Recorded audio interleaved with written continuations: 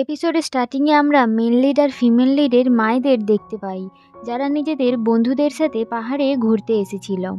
Main lead সিয়ন একজন famous architect, আর female lead রিউ একজন ইউএসের ফেমাস টেক কোম্পানিতে জব করে।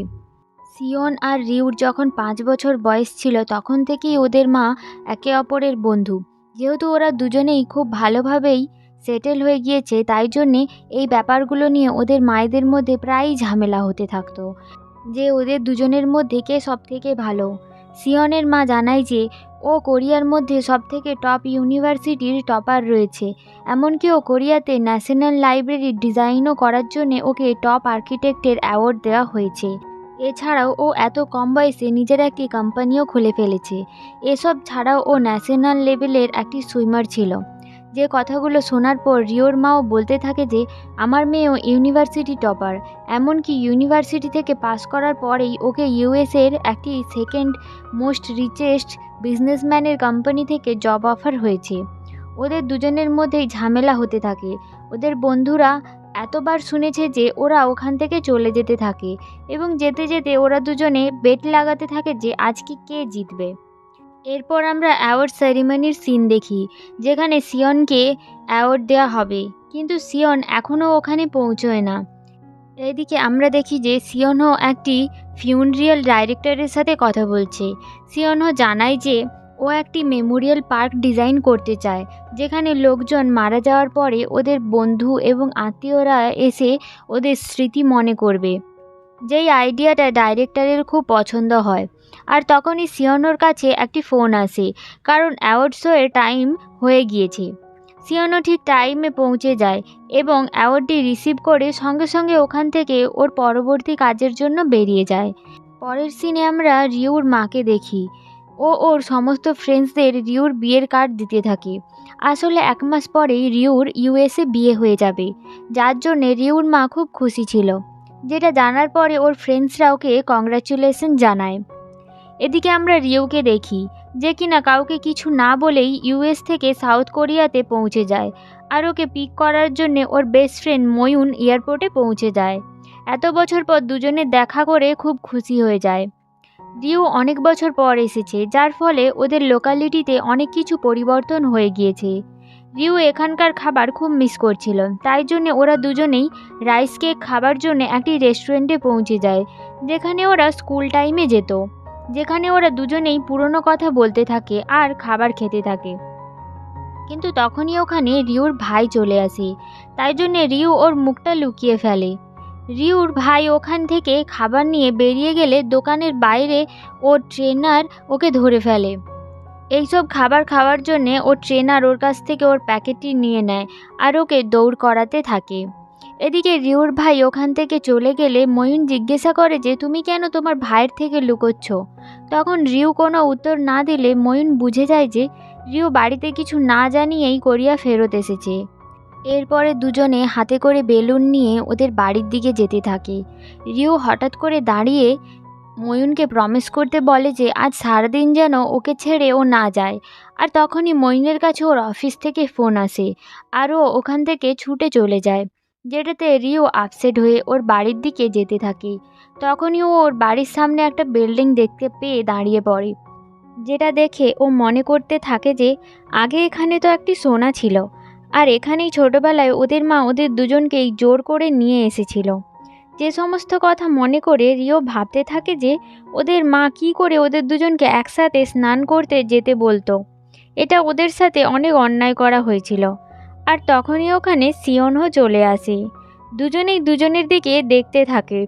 সিয়নও জিজ্ঞাসা করে তুমি এখানে আমার জায়গায় কি করছো, যেটা শোনার পর রিও হাসতে থাকে। কিন্তু কিছুক্ষণ পর যখন ও বুঝতে পারে যে এটা সত্যিই ওর জায়গা, তখন ও অবাক হয়ে যায় এবং ওখান থেকে চলে যেতে চাইলে সামনে দিয়ে ওদের মা এবং ওর বাবাকে আসতে দেখে রিউ কি করবে বুঝতে না পেরে সিনহোর বাড়ির সামনে থাকা একটি কাঠ বক্সের মধ্যে লুকিয়ে পড়ে, যেটা দেখে সিনহ অবাক হলে রিউ ওকে লুকোনোর জন্য সাহায্য করতে বলে। তখনই ওখানে সবাই পৌঁছে যায়। সিনহর মা ওকে জানায় যে ও সিনহর অফিসের ওপেনিংয়ের জন্য নিজের ফ্রেন্ডসদের ইনভাইট করতে চায়। তখন রিউর মা রিউর লাগেজ দেখে জিজ্ঞাসা করতে থাকে যে এটা কার, তখন সিনহ জানায় যে এটা ওরই, এমনকি কার্ডবোর্ডের মধ্যে কি রয়েছে সেটাও জানতে চাইলে সিনহ একটু ঘাবড়ে যায় এবং ওদের জানায় যে এতে কিছু আবর্জনা রয়েছে যেগুলো ও ফেলে দিতে যাচ্ছিল। যেটা শুনে রিউর বাবা জানায় যে ওটা ও নিজেই ফেলে দেবে, কিন্তু সিনহ তাদের আটকে নেয়। এরপরে সকলে ওখান থেকে চলে গেলে রিউ বেরোতে চায়, কিন্তু সিনহ তাকে আটকে প্রশ্ন করতে থাকে যে সে তার মায়ের কাছে কেন আসছে না, কেন সবাইকার কাছ থেকে ও লুকিয়ে যাচ্ছে, সে কি কোনো গণ্ডগোল করেছে। সিনহ ওকে বেরোতে দিচ্ছিল না। রিও সেই কার্ডবোর্ডটিকে ছিঁড়ে বেরিয়ে আসে এবং ও সিনহকে একটা হেল্প করতে বলে সোজা সিনহর বিল্ডিংয়ের মধ্যে ঢুকে যায়। পরের সিনে আমরা দেখি যে সিনহ রিওকে ওর অফিস থেকে বেরিয়ে যেতে বলে, কিন্তু রিও কিছুতেই ওর কথায় কোনো পাত্তা না দিয়ে বিল্ডিংয়ের মধ্যেই ঘোরাঘুরি করতে থাকে এবং কথায় কথায় রিও জানতে পারে যায় যে ওর বিয়ের ব্যাপারটাও ওর মা সবাইকে বলে দিয়েছে। সিনহ রিওকে তার বিয়ের ব্যাপারে কংগ্রাচুলেশন জানালে রিও টপিক বদলাতে চায় এবং বিল্ডিংয়ের মধ্যে এদিক ওদিক ঘুরতে থাকে। সিনহ বিরক্ত হয়, আর তখনই রিও ওখানে থাকা একটি তারে হোঁচট খেয়ে একটি তাকের মধ্যে পড়ে যায়, যার ফলে ওই তাকটি ওর ওপরে পড়ে যাচ্ছিল। তখনই সিনহ তাকটিকে ধরে ফেলে ওকে বাঁচিয়ে নেয়, যার ফলে একটি ভারী পাথরের মূর্তি ওর পিঠের ওপরে পড়ে যায়, যেটা দেখে রিও জানতে চায় যে ও কি ঠিক আছে। সিনহ বলতে থাকে, তোমার কি আমায় দেখে ঠিক মনে হচ্ছে? তারপরে রিউ সেই জিনিসটি তুলতে গেলে দেখে যে সেটা সত্যিই খুব ভারী, তাই সে সিনহর পিঠের আঘাত দেখতে চাইলে সিনহ বাধা দেয়, কিন্তু রিও সেটার কোনো কথা শুনে না।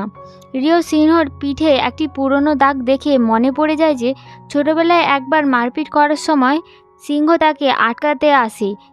রিওর ধাক্কা দেওয়ার ফলে সিনহর পিঠে কাঁটা লেগে যায়। রিও জানতে চায় যে তোমার ছোটবেলার সেই দাগটি এখনও রয়েছে, যেটাতে সিনহ বলতে থাকে যে তোমার জন্য শরীরে যে কতগুলো আঘাতের চিহ্ন আছে তা গুণে শেষ হবে না, প্লিজ তুমি এখন বাড়ি যাও। এদিকে প্যারামেডিক ময়ূন এমার্জেন্সি কলে একটি গার্ডেনে যায়, যেখানে একটি মাতাল লোককে দেখে ওরা হেল্প করতে গেলে লোকটি জানায় যে সে হসপিটালে যাবে না। ময়ূন তারপরেও লোকটির হেল্প করতে যায়, কিন্তু লোকটি একটি কাঁচের বোতল নিয়ে ব্ল্যাকমেল করতে থাকে। তখনই ভিড়ের মধ্যে থেকে একজন এসে লোকটিকে শান্ত হতে বলে। ময়ূন লোকটিকে এসবের মধ্যে ঢুকতে না বললে ছেলেটি জানায় যে সে ক্যারাটেতে গোল্ড বেল্ট। এই বলে মাতালটিকে মারতে এলে ওখানেই হোঁচট খেয়ে মাটির মধ্যে পড়ে যায়, যার ফলে ওর হাতে আঘাত লেগে যায়। এদিকে এই সব কিছু দেখে ময়ূন মাতালটিকে মেরে ওখানেই ফেলে দেয়, যেটা দেখে লোকটি অবাক হলে ময়ূন জানায় যে সে ক্যারাটেতে ব্ল্যাক বেল্ট। এদিকে ময়ূনের ক্ষমতা দেখে মাতালটি ওর সাথে হসপিটাল যাওয়ার জন্য রেডি হয়ে যায় এবং অবাক হয়ে ওর দিকে দেখতে থাকে। এদিকে রিও আর সিনহ বাড়ির দিকে যাচ্ছিল। রিও সিনহকে তার পিছু করতে দেখে বিরক্ত হয়ে সিনহ ওকে জানায় যে ওদের দুজনেরই বাড়ি একই জায়গায়, সে শুধু তার বাড়ি যাচ্ছিল। যেটা শুনে রিও ওকে অন্য রাস্তা দিয়ে বাড়ি যেতে বলে। ওই সময় ওখানে একটি ডেলিভারি বয় আসে, যাকে রিও হাঁ করে দেখছিল, যেটা দেখে সিনহ মনে করতে থাকে হয়তো ওর ফ্রাইড চিকেন খাওয়ার ইচ্ছে হচ্ছে, কিন্তু রিও জিজ্ঞাসা করে যে লোকটা কি তাকে ওর হেলমেটটি দিতে পারবে। যা শুনে সিনহ অবাক হলে রিও জানায় যে তার মায়ের হাত থেকে তার মাথাকে বাঁচাতে হবে। এরপরেও কিছু একটা ভাবতে থাকে এবং সুটকেসটি খুলে সমস্ত জামা কাপড় পরে ফেলে, আর তারপরে ও বাড়ির সামনে এসে কিছু একটা চিন্তা করতে থাকে আর সিয়নোকে ওর গায়ে হিট করতে বলে। তখন সিয়নো জানায় যে তোমার তাহলে ইউএস থেকে বুলেট প্রুফ জ্যাকেট পরে আসা উচিত ছিল। এরপরেই ও সিয়নোকে ওর সাথে রাতে থাকতে বলে। সিয়নো কোনো মতেতেই রাজি না হওয়ায় রিউ ওকে জানিয়ে দেয় যে ওর বিয়েটা ও ভেঙে দিয়েছে, আর এই কথাটি ও ওর মাকে জানাতে এসেছে, কিন্তু এখন এই কথাটি বলার আর ওর সাহস হচ্ছে না। আর আমরা তখনই দেখতে পাই যে পেছনে ওদের দুজনেরই মা দাঁড়িয়ে সমস্ত কথা শুনে ফেলেছে, যেটা শুনে রিওর মা ওকে জিজ্ঞাসা করলে ও কথাটি ঘুরানোর চেষ্টা করে, কিন্তু পারে না। এদিকে এই কথাটি শুনে রিওর বাবা ওখানে অজ্ঞান হয়ে যায়। সিয়নোর বাবা ওকে হেল্প করতে গেলে হঠাৎই রিওর বাবা উঠে বসে বলতে থাকে যে এটা নিশ্চয়ই কোনো দুঃস্বপ্ন ছিল। আর এই সমস্ত কথা শুনে মিশুক ওর মেয়েকে মারতে ছুটে যায়। তখনই মিশুক দৌড়ে সিয়নোর পেছনে লুকোতে যায়, যার ফলে মিশুকের সমস্ত মার সিয়নোর গায়ে লাগতে থাকে। তখনই সিয়নোর মা মিশুকে আটকায় ওর ছেলেকে মারতে না বলে, এরপরে রিওর বাবা চিৎকার করে সবাইকে থামতে বলে। এই সমস্ত কথা ঠান্ডা মাথায় বলতে বলে। যে কথাটি শুনে মিশুক কিছুটা শান্ত হলে তখনই রিও জানায় যে ও ওর চাকরিটিও ছেড়ে দিয়েছে, বর্তমানে ও এখন বেকার। আর তখনই ওখানে রিওর ভাই চলে আসে, যে কিনা চাকরি ছেড়ে দিয়েছে কথাটি শুনে অবাক হয়ে যায়। এদিকে রিওর বাবা মাটিতে পড়ে রিওর ভাইকে জড়িয়ে ধরে কাঁদতে শুরু করে দেয়। আর এই সমস্ত কথা শুনে মিশুক আরও রেগে যায় আর ওকে মারতে ছুটে। তখনই রিও বাঁচার জন্যে সিনহোর হাত ধরে ওখান থেকে পালায়। সিনহ ওকে এর কারণ জিজ্ঞাসা করলে রিও জানায় যে কারণ তুমিই একমাত্র ব্যক্তি যে আমাকে মারের হাত থেকে বাঁচাচ্ছে।